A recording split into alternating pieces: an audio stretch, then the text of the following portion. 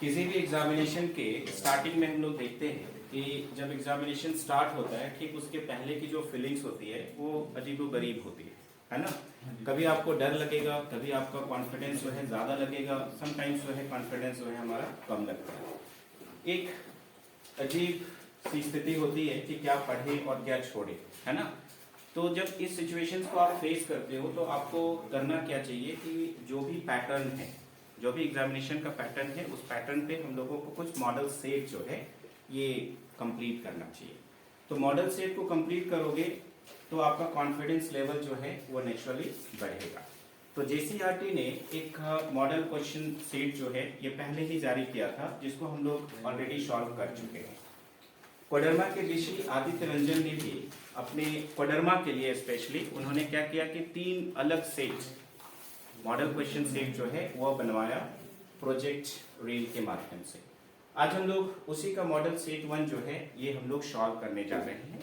तो जो भी क्वेश्चंस होगा उसको थोड़ा सा हम लोग डिटेल एनालिसिस के जरिए जो है सॉल्व करेंगे, क्योंकि हो सकता है कि आप जो क्वेश्चन है ठीक है ऑलमोस्ट जो है सारे आंसर जान रहे होंगे, लेकिन उसकी एनालिसिस जरूरी है। क्यों? क्योंकि हूबहू यही क्वेश्चन पूछेगा, इसकी संभावना जो है थोड़ी कम रहती है।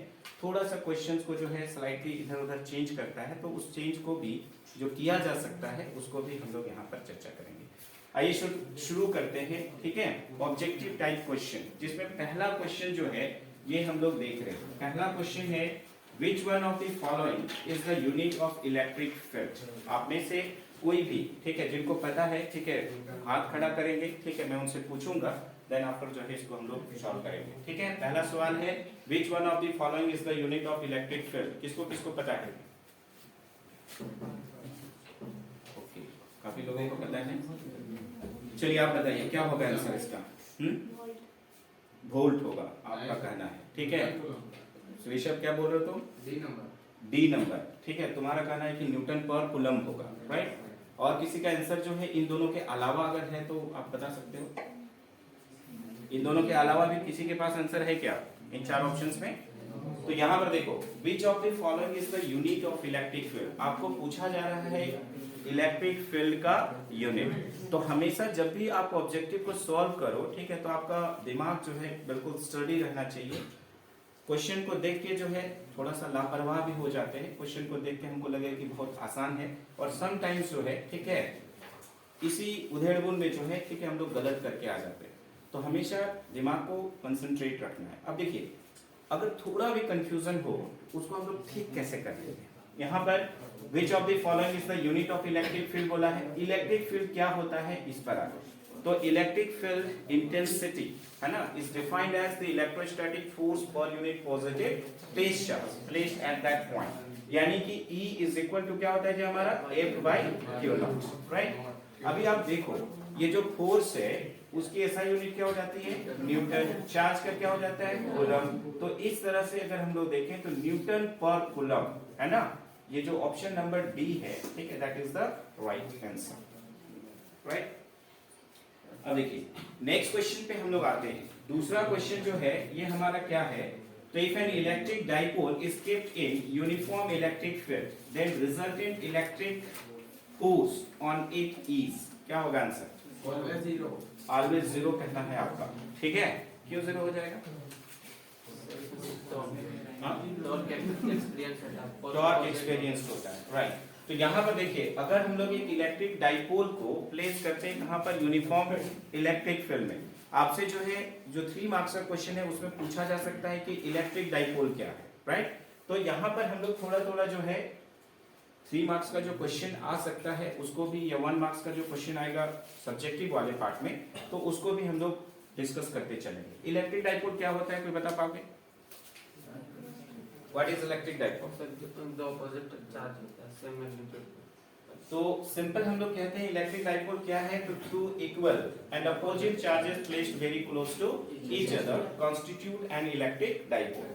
यहाँ पर यूनिफॉर्म इलेक्ट्रिक फील्ड के केस में इलेक्ट्रिक फील्ड लाइंस कैसा होगा ये सवाल पूछा जा सकता है ना। तो in case of uniform electric field lines are parallel to each other. तो जैसे ही यूनिफॉर्म इलेक्ट्रिक फील्ड की बात आती है, that means electric field lines जो है वह एक दूसरे के पैरेलल होंगे, जस्ट लाइक दिस, राइट।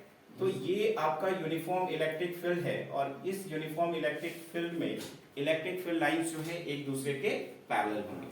अभी हम लोग यहाँ पर क्या रख रहे हैं, एक इलेक्ट्रिक डाइपोल को रख रहे हैं। सपोज करिए ये जो हमारा AB जो है एक इलेक्ट्रिक डाइपोल है, लेंथ 12 कंसिस्ट करते हैं, है ना, 12 इसका लेंथ को मान ले रहे हैं। एक एंड पे चार्ज माइनस क्यू होगा तो दूसरे एंड पे क्या होगा, प्लस क्यू होगा। यहाँ पे देखिए जो फोर्स एक्सर्ट करेगा, एक फोर्स यहाँ दूसरा फोर्स यहाँ, तो F1 जो है इज इक्वल टू कितना होगा, QE के बराबर।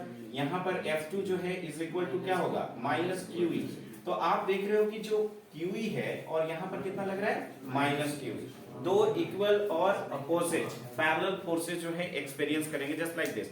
अगर सपोज करिए ये हमारा एक इलेक्ट्रिक डाइपोल है, तो एक फोर्स ऐसे काम कर रहा है, दूसरा फोर्स ऐसे काम कर रहा है, राइट। तो दो इक्वल और अपोजिट फोर्सेस काम कर रहे हैं, तो नेट रिजल्टेंट फोर्स क्या होगा, 0। तो जब कभी भी एक इलेक्ट्रिक डाइपोल को यूनिफॉर्म इलेक्ट्रिक फील्ड में रखते हैं, तो उस परिस्थिति में हम लोग देखते हैं कि नेट रिजल्टेंट फोर्स 0 होगा, but it always experiences A torque. ये हमेशा एक टॉर्क एक्सपीरियंस करता है, और टॉर्क क्या है, that is the cause of rotation. तो सवाल था, if an electric dipole is kept in uniform electric field, then resultant electric force on it is क्या होगा, तो that is always 0, क्योंकि यहाँ पर दो equal opposite forces जो है वह काम कर रहे हैं, ठीक है।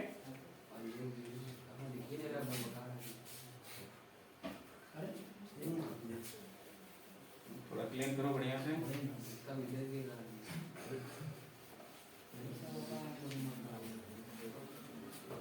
अब आते हैं हम लोग क्वेश्चन नंबर 3 पे।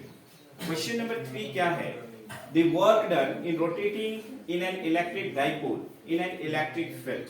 क्या होगा जी आंसर बताइए। क्वेश्चन नंबर 3 जो है इसमें है the work done in rotating N electric dipole in an electric field. Electric dipole electric field के अंदर क्या कर रहा है, रोटेट कर रहा है।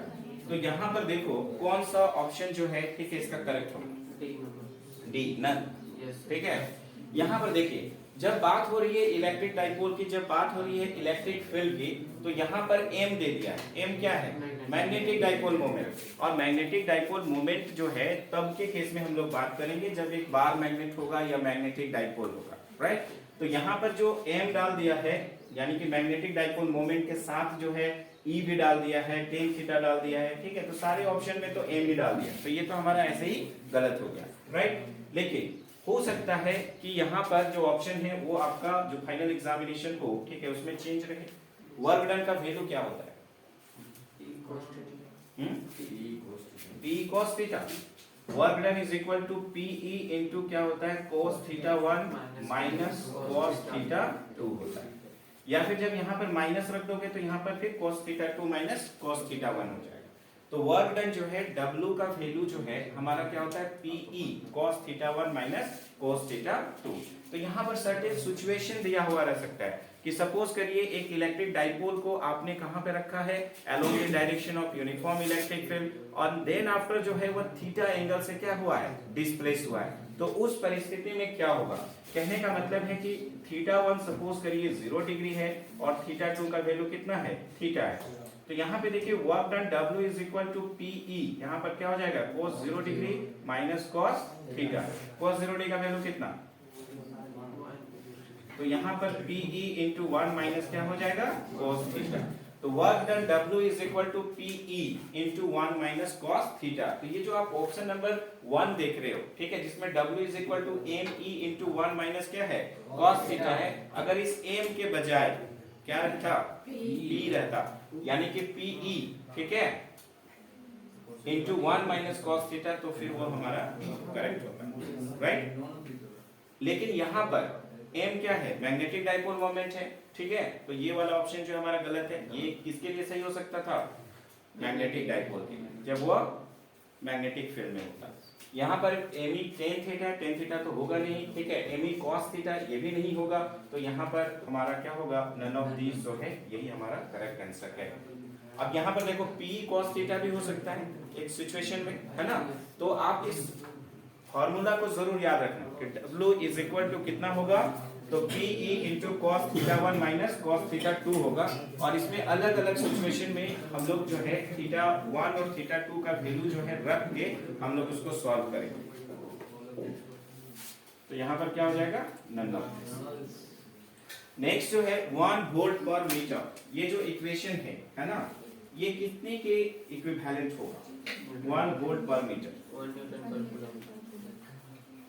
किसके बराबर होगा, 1 न्यूटन पर 1 न्यूटन पर कूलम। कैसे, इलेक्ट्रिक फील्ड का दूसरा यूनिट होता है वोल्ट पर मीटर। वोल्ट पर मीटर।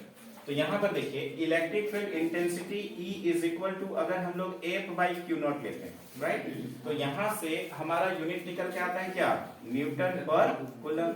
लेकिन electric field intensity E is equal to minus dV by क्या होता है, dx भी होता है ना। तो यहाँ पर ये जो dV है यानी कि इलेक्ट्रिक पोटेंशियल, इसका वोल्ट होगा और इसका मीटर हो जाएगा। तो क्या हो जाएगा, वोल्ट पर मीटर। तो सवाल ये है कि ये 1 वोल्ट मीटर इक्वेशन तो किसके इक्विवेलेंट होगा, तो 1 न्यूटन पर कूलम, यानी कि ऑप्शन नंबर सी जो है ये हमारा करेक्ट आंसर है। नेक्स्ट क्वेश्चन है question number 5। A dipole placed in a uniform electric field it experience, एक डाइपोल को हम लोग यूनिफॉर्म इलेक्ट्रिक फील्ड में रख रहे हैं, इट एक्सपीरियंसेस, ठीक है, जिसको पूछेंगे वही बताओगे, है ना। चलो ऋषभ तुम बताओ क्या होगा, हाँ वैसे नहीं, तुम बताओ बेबी प्रिया, तुम बताओ तुम क्या होगा answer.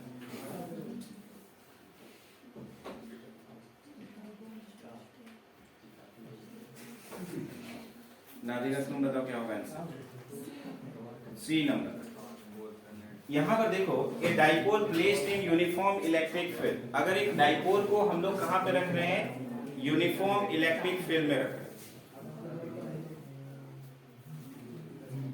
A dipole placed in uniform electric field it experiences, है ना। तो यहाँ पे देखिए अगर एक डाइपोल को यूनिफॉर्म इलेक्ट्रिक फील्ड में रखेंगे तो आप जानते हो वहां पर both A net force and torque, ये जवाब है किसका, नादिरा का जवाब, ठीक है, कि उसी का नाम होगा क्या, बताओ। नो सर, ये ऑप्शन सही बता रही है,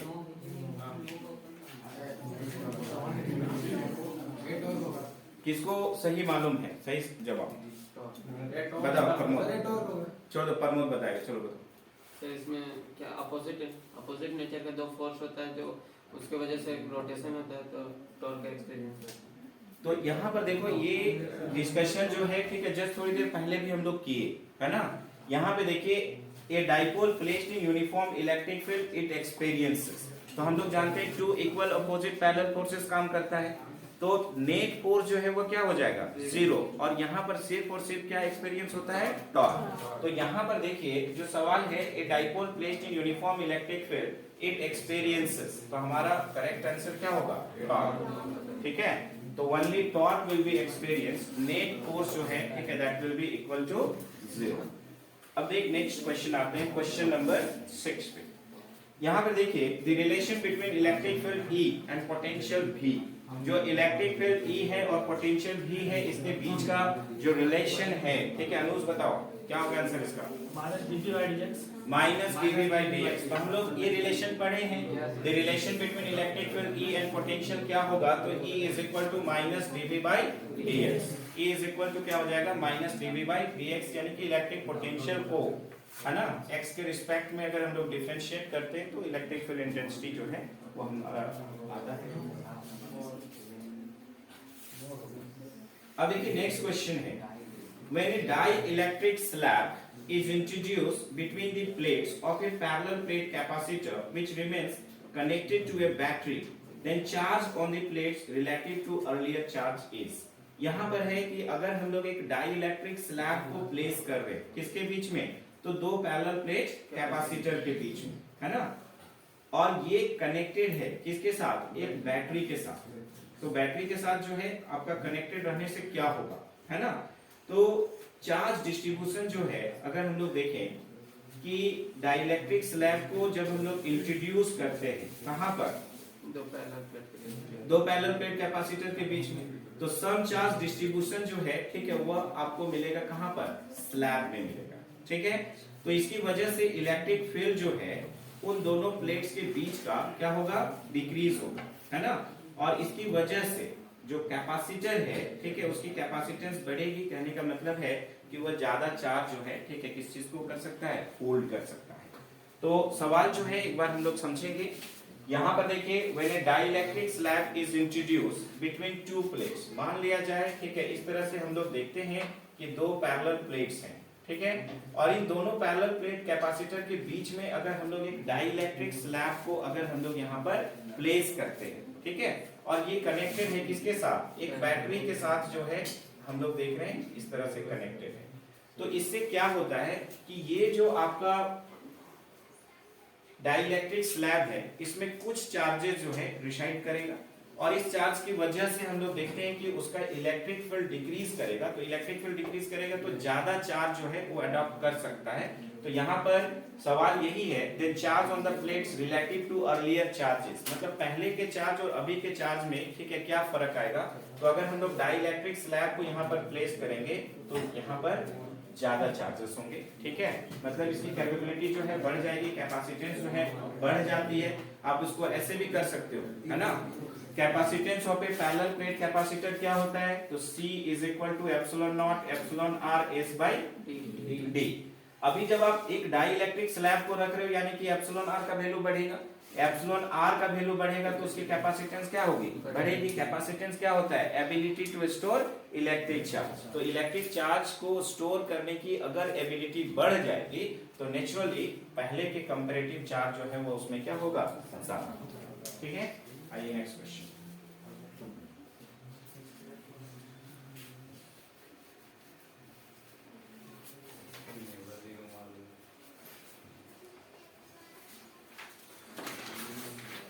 नेक्स्ट क्वेश्चन है, the electric field due to uniformly charged thin spherical shell is, क्या होगा, 0 at all the points inside the cell. यहाँ पर देखिए, the electric field due to uniformly charged thin spherical shell, जो गॉस लॉ है उसके application में भी, ठीक है, हम लोग पढ़े हैं, बात नहीं करो।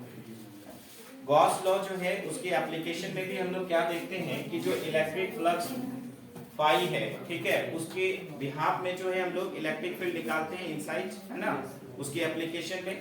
तो एप्लीकेशन से आप जान रहे हो कि अगर एक थिन स्फेरिकल सेल है, तीन केस था, है ना, outside the thin spherical cell, on the thin spherical cell और inside the thin spherical cell. तो थिन स्फेरिकल सेल के अंदर जो है हम लोग देखते हैं कि जो इलेक्ट्रिक फील्ड होता है वो क्या होगा, जीरो होगा at all points inside the shell. Shell के अंदर सारे पॉइंट्स में हम लोग देखेंगे कि जो इलेक्ट्रिक फील्ड की वैल्यू होगी वह कितनी होगी जी, जीरो होगी। नेक्स्ट सवाल है, if the distance of a point from a positive charge increases the value of potential at a point, अगर डिस्टेंस जो है जो पॉजिटिव चार्ज का है अगर उसको हम लोग इंक्रीज करेंगे तो वैल्यू ऑफ पोटेंशियल जो है वो क्या होगा, क्या होगा, डिक्रीज करेगा। कैसे, तो सिंपल है, V is equal to 1/4 pi epsilon not into Q बटा क्या होता है, R होता है। अगर हम लोग जो डिस्टेंस है पॉइंट का, ठीक है, जो ऑब्जर्वेशन पॉइंट होगा जहां पे निकाल रहे हैं पॉजिटिव चार्ज से, अगर उसको इंक्रीज कर रहे हैं मतलब R को बढ़ा रहे हैं, तो R को बढ़ाएंगे, ठीक है, तो V क्या करेगा, डिक्रीज करेगा, क्योंकि जो रिलेशन है वो कैसा है, इनवर्सली प्रोपोर्शनल का है। तो यहाँ पर जो हमारा क्वेश्चन नंबर 9 है, ठीक है, उसमें जो सही जवाब होगा वो क्या होगा, नेक्स्ट वन है, Kirchhoff's first and second laws for electrical circuits are. ये हम लोग बार बार जो है, ठीक है, इंपॉर्टेंट के लिहाज से काफी ज्यादा इंपॉर्टेंट है। आप जानते हो कि किरचॉफ्स ने दो लॉ दिया, एक को हम लोग बोलते हैं किरचॉफ्स पॉइंट रूल, दूसरा क्या होता है, तो किरचॉफ्स क्लोज सर्किट रूल। तो यहाँ पर जो आपका किरचॉफ्स पॉइंट रूल है, ठीक है, उसमें हम लोग देखते हैं कि सिग्मा आई का वैल्यू क्या होता है, जीरो होता है, और यह कंजर्वेशन ऑफ चार्ज पे बेस्ड होता है। दूसरा जो है, ठीक है, हम लोग पढ़े हैं कि सिग्मा आई आर का वैल्यू जो है वो सिग्मा ई के बराबर होगा, या फिर इसको ऐसे भी कह सकते हैं जो चेंज इन पोटेंशियल है that will be equal to what, zero. और ये बेस्ड होता है किस पर, कंजर्वेशन ऑफ एनर्जी पर, ठीक है। जो सेकंड लॉ है वो बेस्ड होगा कंजर्वेशन ऑफ एनर्जी पे, और जो पहला लॉ होगा, ठीक है, वो बेस्ड होगा कंजर्वेशन ऑफ चार्ज पर। तो Kirchhoff's first and second laws for electrical circuits are, तो यहाँ पर conservation of charge and energy respectively, यानी कि जो ऑप्शन नंबर बी था, ठीक है, वो हमारा क्या होगा, करेक्ट आंसर।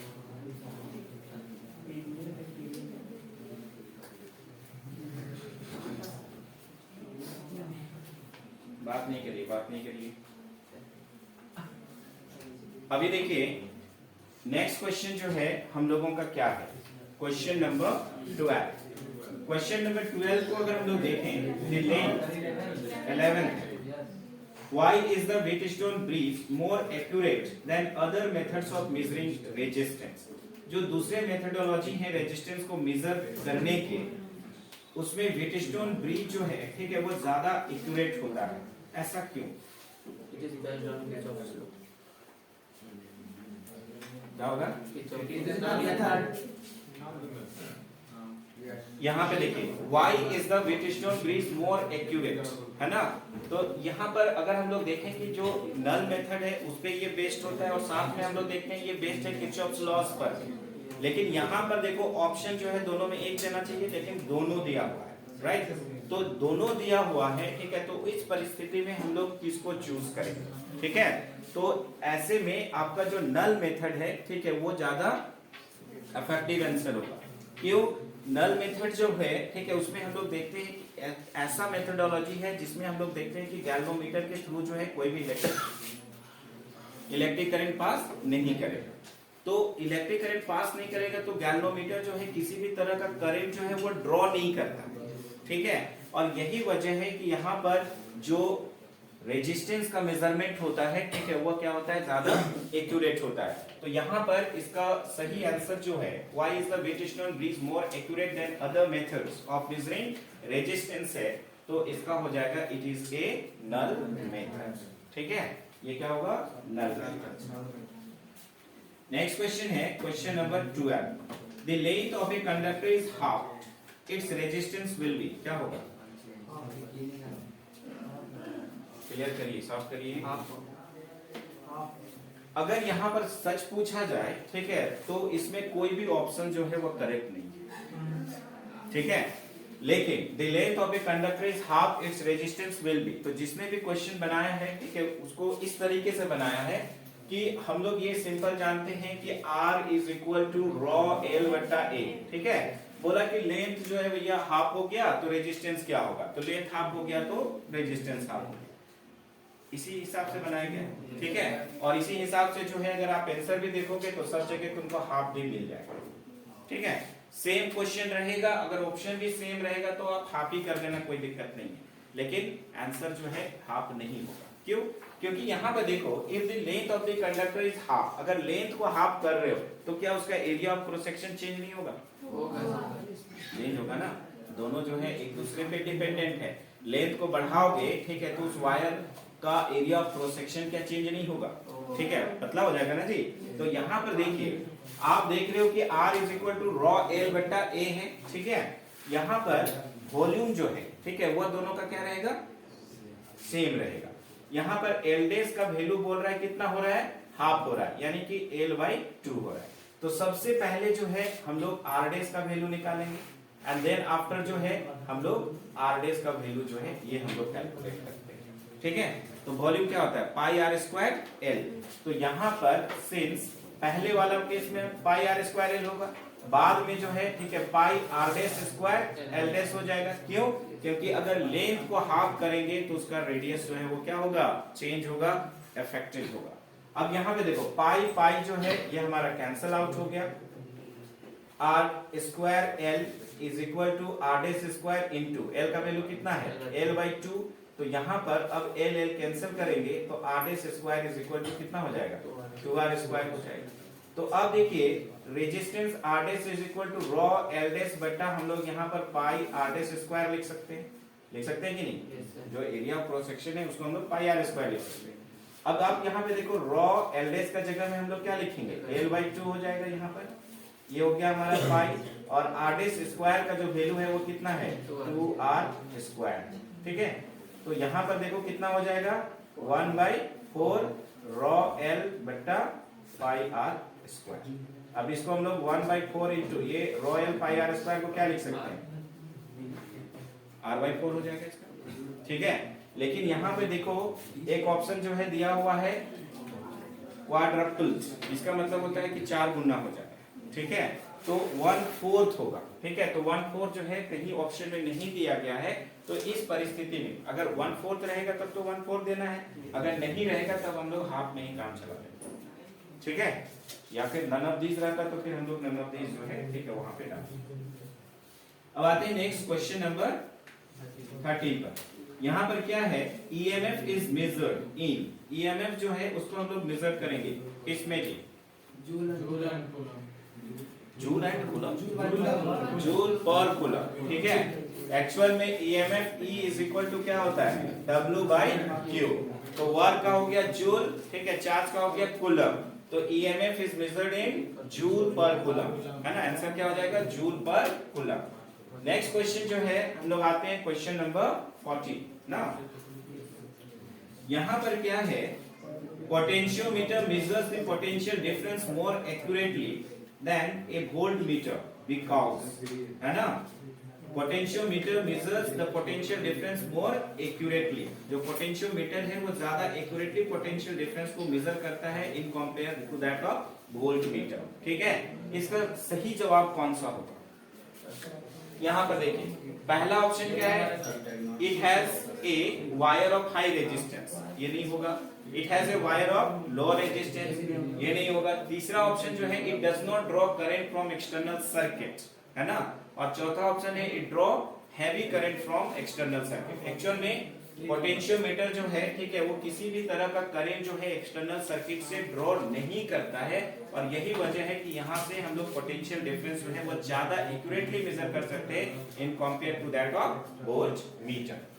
यहाँ पे देखिए नेक्स्ट क्वेश्चन है, internal resistance of a cell does not depend upon, ये internal resistance of a cell जो है किस पे डिपेंड नहीं करता है पूछा है, राइट। तो यहाँ पर देखिए किस पे डिपेंड करता है, हमने आपको बताया है नेचर ऑफ इलेक्ट्रोड पे डिपेंड करता है। तो यहाँ पर देखिए इलेक्ट्रोड मटेरियल है, किस पे नहीं होता है पूछा है, मतलब ये तो नहीं होगा, ठीक है। फिर हम लोग पढ़े हैं कि नेचर ऑफ इलेक्ट्रोलाइट पे डिपेंड करता है, ठीक है। तो इलेक्ट्रोलाइट है ना, इस पे डिपेंड करता है, लेकिन पूछा है नहीं करता है ना। फिर दोनों के बीच का सेपरेशन पे डिपेंड करता है, तो ये भी इस पे भी डिपेंड करता है। क्या बच गया, इलेक्ट्रोलाइट एरिया, ठीक है। इलेक्ट्रोलाइट के एरिया पे डिपेंड नहीं करता है, किस पे डिपेंड करेगा, area of electrode which is immersed inside the electrolyte. Electrolyte के अंदर जो है इलेक्ट्रोड का कितना एरिया जो है इमर्स्ड है, कितना एरिया डूबा हुआ है, उस पे डिपेंड करता है। तो यहाँ पर इसका सही जवाब होगा option number D, and that is electrolyte area.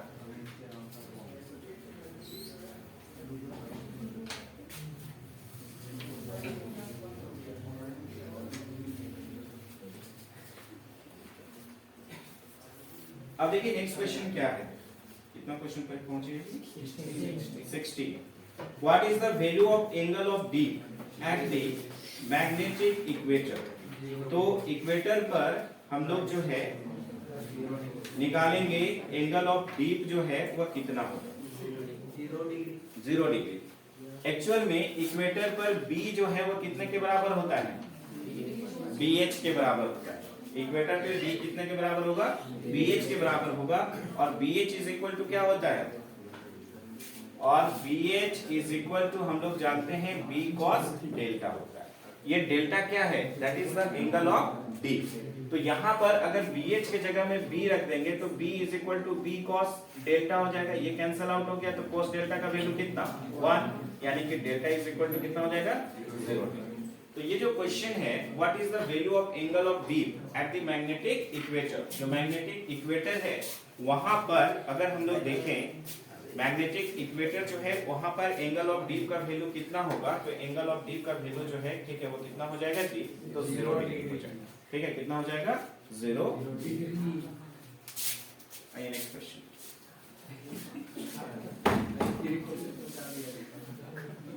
पगला रहा है,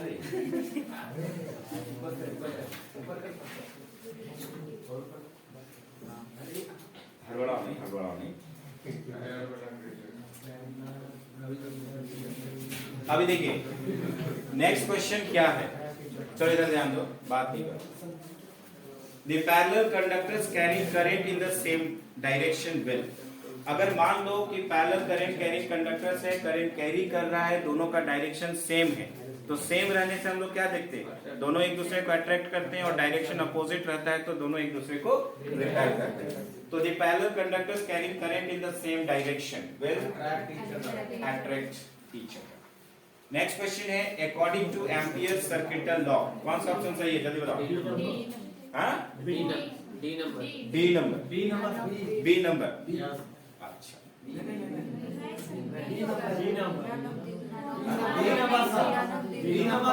बी नंबर। अच्छा, यहाँ पर देखो एम्पियर सर्किटल लॉ में हम लोग क्या पढ़े हैं कि line integral of magnetic field around a close circuit is equal to mu not times the total electric current during the close circuit. तो आप बी में देख रहे हो कि म्यू नॉट नहीं है, ठीक है, इसीलिए नन ऑफ दीज का ऑप्शन दिया है।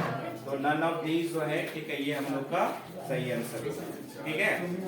अब आइए क्वेश्चन नंबर 19 पर, बात नहीं करो, यहाँ पे कंसंट्रेट करो। क्वेश्चन नंबर 19 में ए charge Q is moving in a uniform magnetic field B such that velocity is perpendicular to B, then the force acting on the charge is QBB। अच्छा, ठीक है, ठीक है, ठीक है, ठीक। इसके अलावा किसी का आंसर है तो बताओ।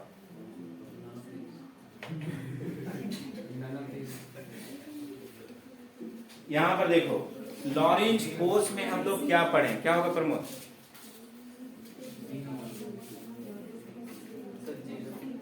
जीरो होगा, ठीक है। चलो, F इज इक्वल टू क्या होता है, तो Q भी B साइन थीटा होता है।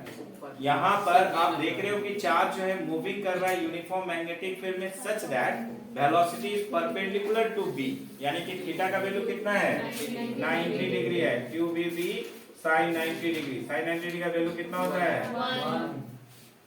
साइन 90 डिग्री का वैल्यू 1। आंसर क्या होगा,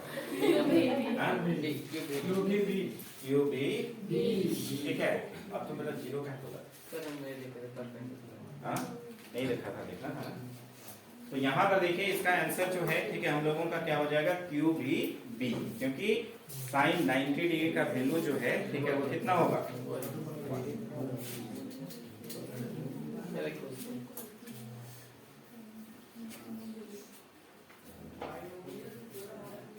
अब देखिए नेक्स्ट क्वेश्चन जो है वो हम लोगों का क्या है, the expression for Lorentz force is, the expression for Lorentz force is जो है ये हम लोगों को बताना है।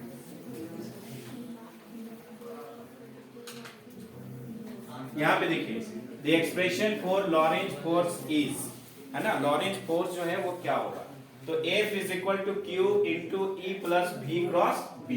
तो यहाँ पर देखिए ये हो जाएगा हम लोगों का, ठीक है, क्या, ऑप्शन नंबर सी, ठीक है, ऑप्शन नंबर सी जो है, ठीक है, ये हम लोगों का करेक्ट आंसर है, ठीक है।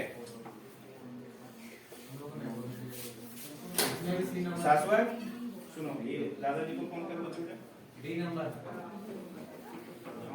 देखो ना कॉल आया था उसका, इसमें डी।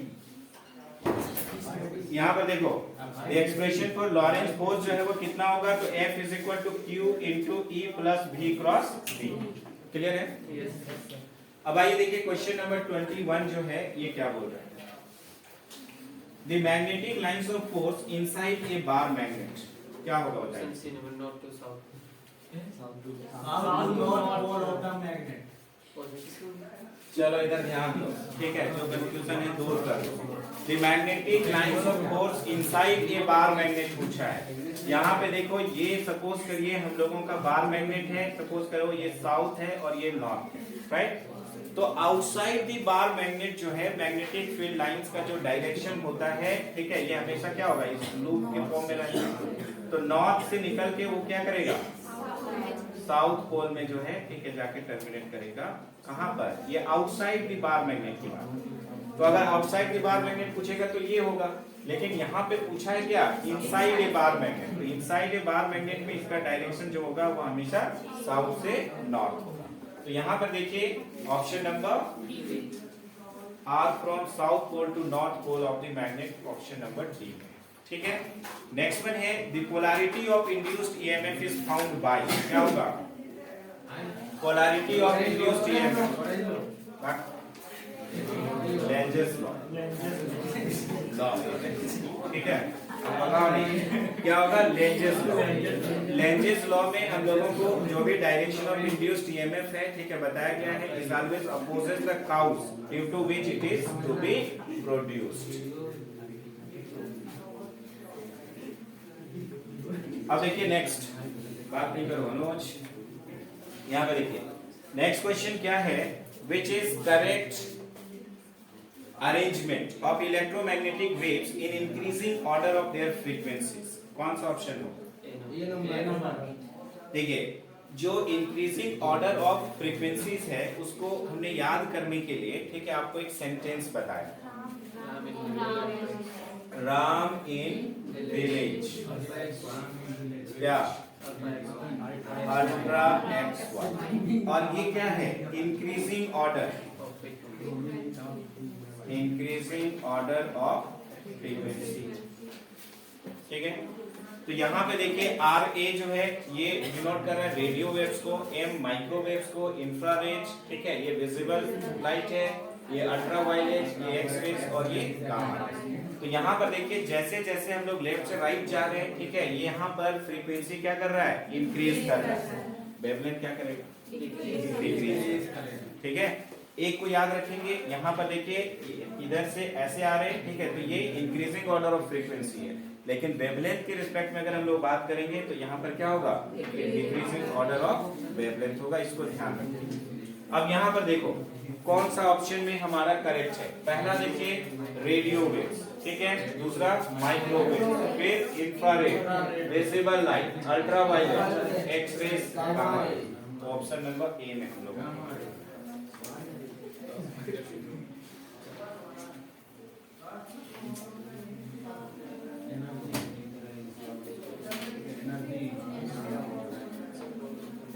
चलिए नेक्स्ट क्वेश्चन हम लोग पहुंच गए हैं क्वेश्चन नंबर 24। यहाँ पर देखिए the role of inductance is equivalent to, क्या होगा जी? इनर्शिया होगा। इंडक्टेंस का वही रोल होता है, ठीक है, जो हम लोग इनर्शिया का रोल पाते हैं मोशन, ठीक है। तो यहाँ पर इंडक्टेंस जो है वो इक्विवेलेंट होगा किसका? इनर्शिया। नेक्स्ट वन है which of the following circuit exhibit maximum power dissipation? किसमें होगा? C number. हाँ, कौन सा नंबर जी? C number. Pure resistive circuit, pure resistive circuit होगा तभी जाके पावर डिसिपेशन सबसे ज्यादा होगा, राइट। रेजिस्टेंस ज्यादा होगा तभी पावर डिसिपेशन ज्यादा होगा। और यहाँ अगर प्योर रेजिस्टिव सर्किट है, प्योर रेजिस्टिव सर्किट में अगर हम लोग देखेंगे, ठीक है, तो पावर डिसिपेशन जो है, ठीक है, वो हमेशा ज्यादा होगा। नेक्स्ट वन है de Broglie's equation states that, क्या होगा? Dual nature. ये बताता है कि ये दोनों वेव नेचर और पार्टिकल नेचर दोनों होता है। जो वेव होगा वो पार्टिकल नेचर का होता है, जो पार्टिकल होता है वो वेव नेचर का होता है। पोलराइजेशन ऑफ लाइट प्रूव दी, क्या होगा? Transverse wave nature of light. ये पोलराइजेशन ऑफ लाइट हम लोगों को बतलाता है कि पोलराइजेशन सिर्फ और सिर्फ किसमें होगा जी? ट्रांसवर्स वेव में होगा, लॉन्गिट्यूडनल वेव या फिर दूसरे में नहीं हो सकता।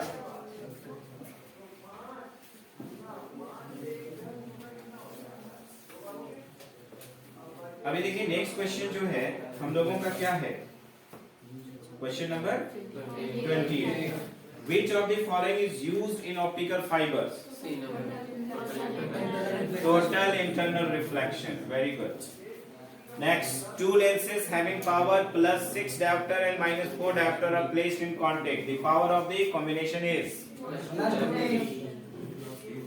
यहाँ पे देखिए power P is equal to हो जाएगा P1 plus P2, ठीक है। Equivalent power P is equal to होता है P1 plus P2। P1 दिया गया है 6 डायोप्टर है प्लस माइनस 4 डायोप्टर है ना। तो यहाँ पर अगर आप देखो तो P का वैल्यू कितना हो जाएगा? +2 डायोप्टर। तो यहाँ पर +2 डायोप्टर हम लोग को ऑप्शन नंबर डी में मिलता है, ठीक है। क्वेश्चन नंबर 30, ठीक है। इसका जवाब किसके पास है बताओ? 3.1%. कैसे? चलो इधर ध्यान दो। What percentage of radioactive substance is left after 5 half lives? ठीक है, 5 आफ्टर जो 5 हाफ लाइफ्स है, ठीक है, उसके बाद जो percentage radio active substance left जो बचा हुआ है, ठीक है, उसकी बात कर रहा है। तो यहाँ पर देखिए quantity remaining after n half lifes जो है, ठीक है, वो कितना के बराबर होगा? ठीक है, इसको याद रखिएगा 1/2 का पावर n के बराबर होता है। तो यहाँ पर n का वैल्यू मालूम है कितना? 5 है। तो यहाँ पर देखो 1 बाई, ठीक है, अगर 2 इंटू 2 इंटू 2 5 टाइम्स कर रहे हो तो ये कितना आ रहा है? 32 आ रहा है, ठीक है। ये कितना आ रहा है? 32 आ रहा है। तो यहाँ पर अगर आप देखो 1/32 जो है, ठीक है, यानी कि 1 को अगर 32 से अगर आप क्या करोगे? डिवाइड करोगे तो आएगा 0.03125। कितना आएगा? 0.03125 आएगा। आपको यहाँ पर परसेंटेज में बात करना है, ठीक है। पूछा क्या है? What percentage. तो इसको मल्टीप्लाई करना होगा किससे? 100 से। तो अगर 100 से अगर इसको मल्टीप्लाई कर देंगे तो कितना आ जाएगा?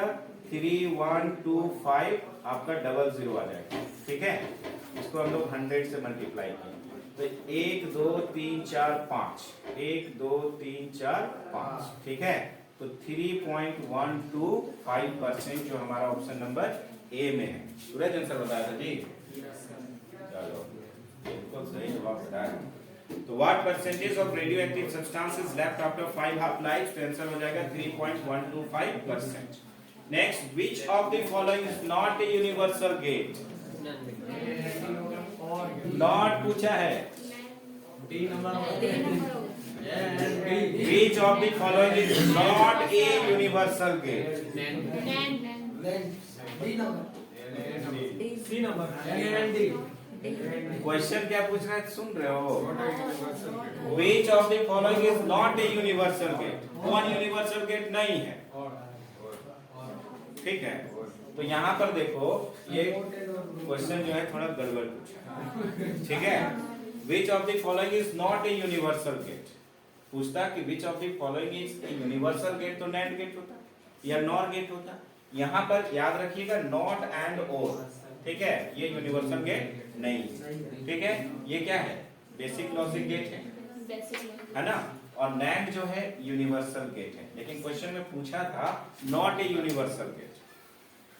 जवाब इसका कुछ हो नहीं सकता है। आप इसमें ए बी और सी तीनों में से कुछ मारोगे तो सही होगा, है ना।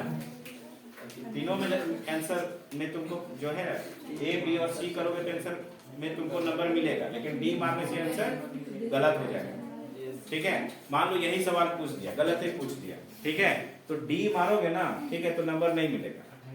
ए बी और सी तीनों में से कुछ भी मार दोगे तो नंबर मिलेगा।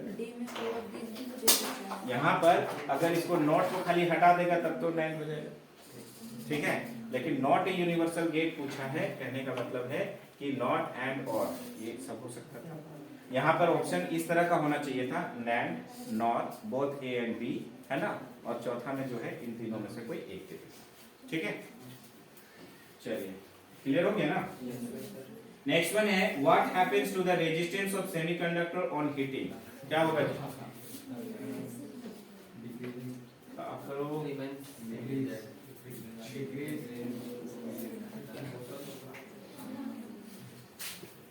चलिए यहाँ पर देखिए, in a semiconductor what is ऊपर वाला ये what happens to the resistance of semiconductor on heating? अगर सेमीकंडक्टर को हम लोग हीट करेंगे तो रेजिस्टेंस जो है वो क्या करेगा? इंक्रीज करेगा, डिक्रीज करेगा, क्या होगा? तो जब भी सेमीकंडक्टर को हम लोग हीट करते हैं तो उसकी कंडक्टिविटी जो है, ठीक है, वो क्या होती है? बढ़ती है। तो कंडक्टिविटी बढ़ेगी यानी कि रेजिस्टिविटी घटेगी, रेजिस्टेंस जो है, ठीक है, वो क्या होगा? घटेगा। तो यहाँ पर देखिए इसका आंसर हो जाएगा हमारा क्या? डिक्रीज। नेक्स्ट वन क्वेश्चन है in a semiconductor what is responsible for conduction? क्या होगा जी? बहुत गड़बड़ा रहे तुम लोग। सेमीकंडक्टर में जो है अगर हम लोग देखें what is responsible for conduction, तो यहाँ पर कंडक्शन के लिए बोथ इलेक्ट्रॉन्स है होल जो है ये रिस्पांसिबल होता है, ठीक है। कंडक्टर्स में सिर्फ अच्छा इलेक्शन लिख दिया है जी, ये चीज ध्यान रखना, इमेज प्रिंटिंग है क्या, है ना। इलेक्ट्रॉन वही हम सोचे अचानक से इलेक्शन कैसे हो रहा है, ठीक है। तो बोथ इलेक्ट्रॉन्स एंड होल्स जो है, ठीक है, ये हमारा करेक्ट आंसर होगा, ठीक है।